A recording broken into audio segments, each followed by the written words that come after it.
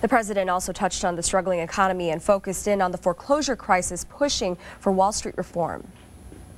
Recently, we've seen problems in foreclosure proceedings, mistakes that have led to disruptions in the housing markets. This is only one more piece of evidence as to why Wall Street reform is so necessary. In fact, as part of reform, a new consumer watchdog is now standing up. It will have just one job: looking out for ordinary consumers in the financial system. And this watchdog will have the authority to guard against unfair practices in mortgage transactions and foreclosures. Now, while the president is pushing for reform, one group here in Wisconsin is confronting big banks on the foreclosure issue. Joining me now from Common Ground is Mary Leach Sumlin, and joining him is Milwaukee Alderman Michael Murphy. Thank you for joining us this morning on this topic. Very important. Tell us a little. Common Ground is a group of organizations, mostly churches, but it surpasses like age, sex, economic status, denomination, and they come together for the common goal or the common concern of the residents or the members of each organization. And what is it that you're proposing for the banks? Common Ground would like for the banks to come together for a meeting to help solve the problems that the foreclosure crisis has created. Alderman, tell us a little bit about today's event that's taking place at 2 p.m. Right, it's at 2 p.m. at Harley-Davidson Museum. You know, Common Ground really is a grassroots citizen-based organization who's been dedicated to try and address the issues of the foreclosure crisis. In the city of Milwaukee, we have 5,000 vacant homes right now. We have for schedule in 2011, 6,346 pre-foreclosures. That's nearly 9% of our housing in our whole city, affecting nearly $2 billion of property value. We have so many people now who are now crowded in the living conditions, the problems that are associated with it, and we are working with the banks, trying to get them to the table to work cooperatively with us to address these issues. What kind of progress have you made so far? Well, you know, we had some fits and starts. You know, we worked with Deutsche Bank, a good example. They wouldn't even return the phone calls.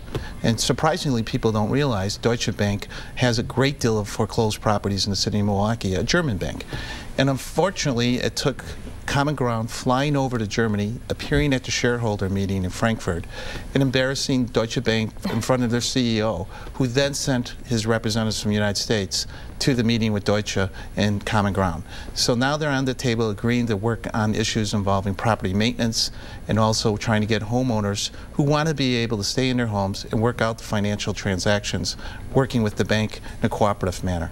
And some of those representatives will be there today? They will be. You know, we have all the large banks, Bank of America, Chase, JP Morgan, Deutsche Bank, and I think it's a good sign that it wasn't government bringing them to the table and forcing them to the table, and I give credit to the banks that they're willing to meet and listen to people.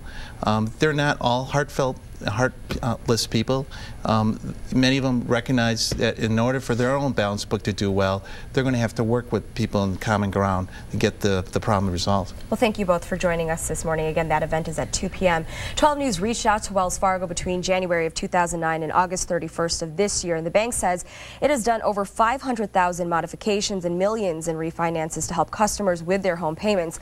In a written statement, they said, quote, "During the past several months, we have had ongoing discussions with Common Ground and similar groups in Wisconsin to better understand our efforts to assist customers in neighborhoods impacted by foreclosure. And we look forward to continuing that dialogue in the future. Foreclosure continues to be an option of last resort." Common Ground has reached out to the state candidates for U.S. Senate to discuss the foreclosure crisis. Group organizers say Democrat Russ Feingold has agreed, while Republican Ron Johnson stated he was uncertain. Both candidates weighed in on the federal housing policy and its role in the economic recovery during the upfront town hall challenge. And Ron Johnson Certainly and Russ the housing Feingold sector will. And, you know, housing, this is all going to have to work its way out. I mean, unfortunately, these homes are going to have to be foreclosed on, and we're going to have to end up kind of bottoming out the pricing so people start buying homes again, and so the economy can take off. But what we need to do is we need to remove all the other uncertainty, you know, caused by this administration's policies, caused by, you know, the deciding votes that Senator Feingold cast for the stimulus, for the health care bill. You know, we have got to make sure that we do not increase taxes in 2011. We've got to remove that uncertainty.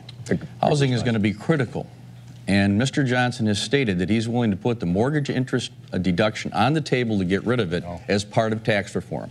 That is unacceptable to me. That is a tax increase that will have a devastating impact on housing and the ability to stimulate the housing market. And that is a huge difference between us, because throughout my career, I have never considered the possibility, even if it's horse trading, as you said in your own words, never considered the possibility of getting rid of the mortgage interest deduction. It is critical for our housing. That is not true. I've not put the mortgage interest deduction on the table. Absolutely. I was talking about we need tax simplification. And that was Ron Johnson and Russ Feingold facing off in their final debate in our Town Hall Challenge. If you missed it, you can catch it again today at 2 o'clock right here.